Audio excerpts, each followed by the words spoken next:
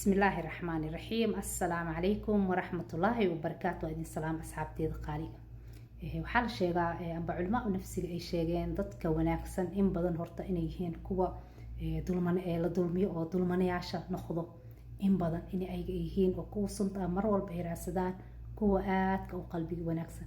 haddana waxaa la sheegaa dadku in kuwa sunta ah inay bixiyaan digniinahaas, laakiin dadka aadka u wanaagsan mararka qaar aanay arkeenin oo diirada aanay saareenin.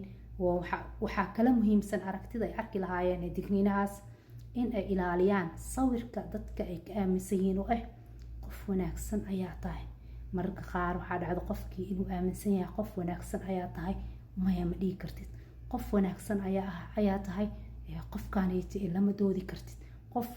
marka ilaalin uu ilaalinayo darteeda amba xifdin uu xifdinayo sawirka naftiisa bulshada ay ka aaminsan tahay.